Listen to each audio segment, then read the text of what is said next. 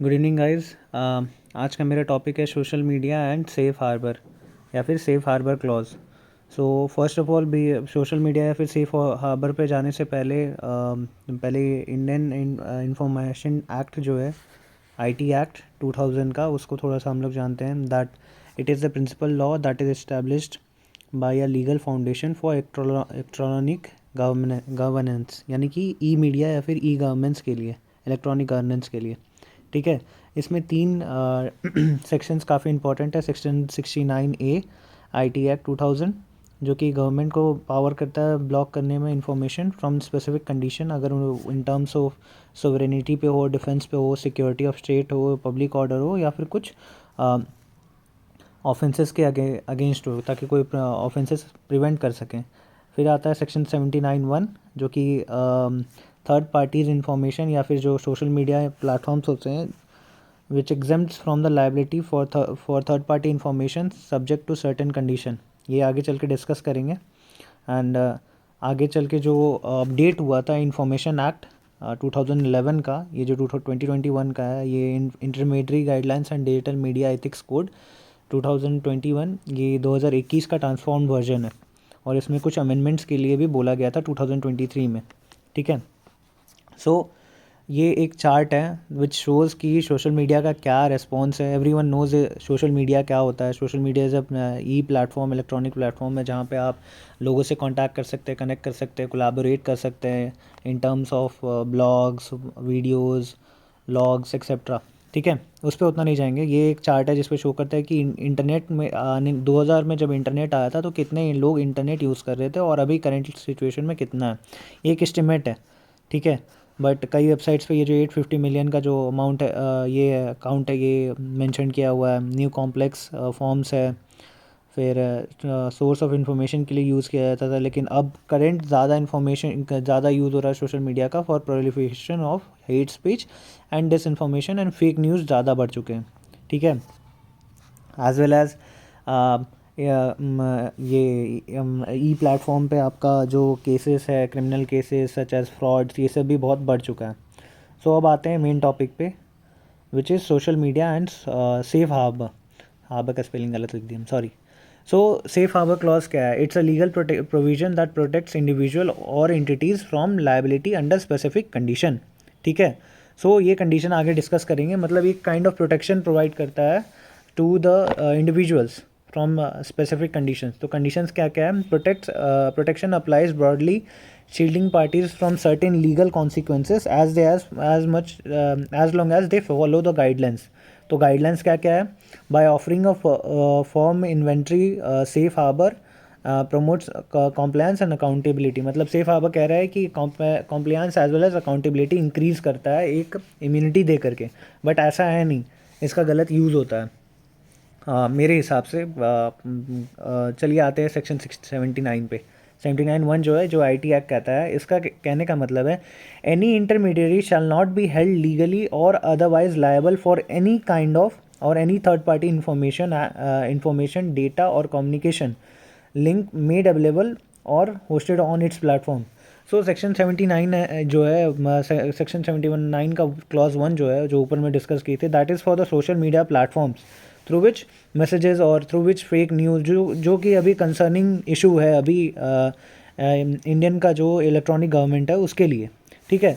So according to that no one can, no intermediary, या फिर intermediary का मतलब यहाँ पर प्लेटफॉर्म है, जो प्लेटफॉर्म्स है उनको कोई लीगली हेल्ड नहीं कर सकता है, या फिर उन पर कोई कॉन्सिक्वेंस नहीं लगा सकता है if there is a sharing of any kind of information data और is there in communication of any data which is fake which is explicit. मतलब उन पर एक्शन नहीं हो सकता है। सो ये प्रोटेक्शन किस कारणों के बेसिस पे आता है? सो दिस प्रोटेक्शन का भी कुछ क्राइटेरिया है। सो क्राइटेरिया क्या है कि the intermediary shall not be involve in the initiate of the transmission और द मैसेज इन क्वेश्चन। जो क्वेश्चन में, मतलब जो जिस चीज़ के बारे में पूछा जा रहा है कि भाई ये इसका ट्रांसमिशन कैसे हुआ, apart from that select the intermediary shall not does not, और मतलब इंटरमीडियरी का किसी भी चीज़ में इन्वॉल्वमेंट नहीं होना चाहिए इन द सेलेक्शन, इनिशिएशन में, selection of the receiver as well as उसका मॉडिफिकेशन या फिर उसका कुछ टैम्परिंग में ट्रांसमिशन के दौरान। ठीक है। ये प्रोटेक्शन एक्ट कहता है जिसके तहत अभी करेंटली जो सोशल मीडिया प्लेटफॉर्म्स के जो ओनर हैं उन सभी को प्रोटेक्ट किया जा रहा है, मतलब ये उसका मिसयूज़ कर रहे हैं kind of. So this protection accorded under 79 section 79(1) is ये इन एप्लीकेबल भी है उन केसेस में जिनमें जिनमें ये सभी जो क्राइटेरिया ये मेंशन नहीं आती, और तो और अगर उसमें कुछ टैम्परेशन हो या फिर मतलब उसमें कुछ मॉडिफिकेशन किया गया हो या फिर उसको डिसेबल नहीं किया गया हो इवन आफ्टर गवर्नमेंट या फिर ऑफिशियल नोटिफिकेशन देने के बावजूद भी उसको डिसेबल नहीं किया गया हो, ठीक है। अब आते हैं एक्चुअल सेक्शन 79(a) का मतलब क्या है, ये इंडियन एक्सप्रेस के द्वारा है। सो इट सीज इसका कहना है कि this means that as long as a platform acts just as a messenger carrying a message from point A to point B without interfering in any manner, it will be safe from any legal prosecution brought upon due to the message being transmitted.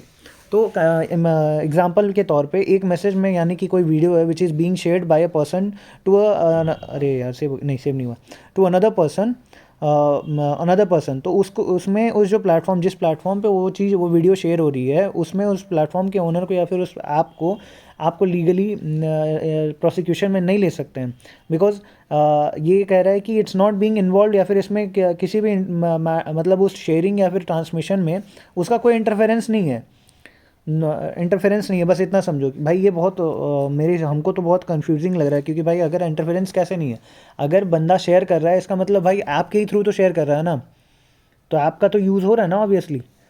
सो हम थोड़ा इसमें doubt है, but हम फिर भी इसका try किए हिंदी मतलब समझाने का। ये मेन कंसेप्ट है दिस कि पॉइंट ए से पॉइंट बी तक का कोई मैसेज जा रहा है उसमें ऐप का या फिर जो प्लेटफॉर्म है उसका कोई इन्वॉल्वमेंट नहीं है, he is the platform is only acting as a messenger, ठीक है। तो उस पर कोई लीगल प्रोसिक्यूशन नहीं हो सकता, यही इसी चीज़ का कंट्रोवर्सी चल रहा है, और कंट्रोवर्सी नहीं इसी चीज़ का डिस्कशन चल रहा है अभी सुप्रीम कोर्ट में, ठीक है। सो अब आते हैं ये एक है इंटरमीडिएट गाइडलाइन जो कि 2021 में आया था, which is a transform version of information act 2011, intermediate guideline and digital media ethics code. So ये अरोज हुआ था due to the lack of transparency accountability as well as rights to user related to digital media में transparency accountability और user rights के regarding ये चीज़ raise हुआ था। साथ साथ ये यही मेंशनड है कि इट्स ये जो सेकंड पॉइंट है इसका ट्रांसफॉर्म वर्जन है। सो न्यू आईटी रूल्स 2021 क्या कहता है, दैट देर आर 2 पार्ट्स, मतलब 2 डिफरेंट पार्ट्स में डिवाइड किया गया है सोशल मीडिया के लिए, और तो और डिजिटल मीडिया का एथिक्स कोड क्या होता है। सो सोशल मीडिया का है divided into 2 part, social media interface फिर सिग्निफिकेंट सोशल मीडिया इंटरफेस, उनमें यूज़र बेस, उनका अपॉइंटमेंट, मतलब चीफ कॉम्प्लायंस ऑफिसर, ये सब बनाना, ये अभी डिस्कस नहीं करेंगे। ये कुछ मेन पॉइंट्स है ओटीटी प्लेटफॉर्म्स का लेकर के भी इशू हुआ था अभी, जैसे उल्लू पे कुछ शेयर हो रहे थे, एक्सप्लिट मटेरियल शेयर हो रहा था, मटेरियल नहीं एक्सप्लिट कंटेंट शेयर हो रहा था, तो उसका क्लासिफिकेशन के लिए कोर्ट में क्वेश्चन उठा कि इसका क्लासिफिकेशन क्यों नहीं है, ये सभी के लिए अवेलेबल है, एक 10 साल का बच्चा भी देख रहा है और एक 40 साल का भी आदमी देख रहा है, सो इसका क्लासिफिकेशन होना चाहिए। तो ये यूए जो है universal age 7+, universal age 13-16 adult criteria, फिर साथ साथ 3 टायर क्या है रेडर्सल, ये यार 3 टायर ग्रेवेंस रिड्रेसल मैकेनिज्म, मतलब ग्रेवेंस को कैसे रीएड्रेस करते हैं हम लोग। सो इसमें 3 डिफरेंट है, ये आगे अभी डिस्कस करेंगे। सो आईटी रूल्स में क्या क्या है, IT platforms have been empowered by many users, उनका अकाउंटेबिलिटी के यूज़ में, misuse as well as abuse में भी, ठीक है। रूल्स जो न्यू बनाया है वो आगे भी डिस्कस करेंगे। एक चार्ट है वो, ये काफ़ी इंपॉर्टेंट चार्ट है, बिकॉज इस चार्ट में बेनिफिट से लेकर के आउटकम सब चीज़ डिस्कस किया हुआ है, ये हम लास्ट में पीडीएफ शेयर करेंगे।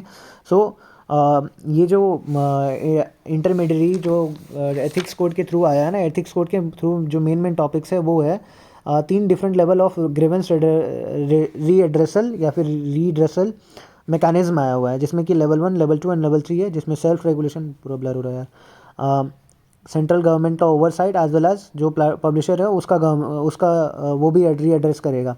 Apart from this there will be some grievance officers, nodal officers होंगे, कॉम्प्लायंस ऑफिसर्स होंगे, जो कि चेक करेंगे, फैक्ट चेक करेंगे कि वो सही है या गलत है, इट शुड बी पब्लिश्ड और नॉट, ठीक है। सो ये जो हम मेंशन किए थे ऊपर में कि प्लेटफॉर्म से OTT प्लेटफॉर्म्स के लिए UA7 UA13 ये क्राइटेरिया आ जाएगा।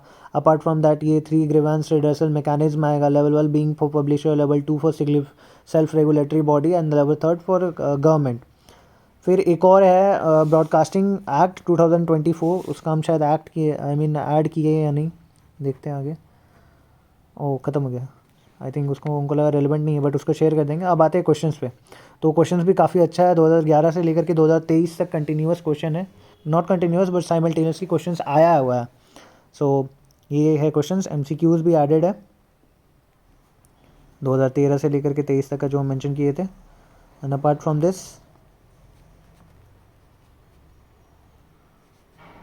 अब आते हैं 2018 का PYQS है, राइट टू प्राइवेसी।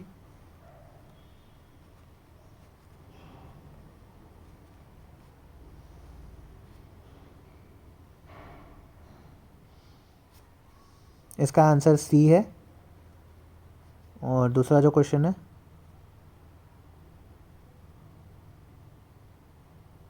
इसका आंसर D है।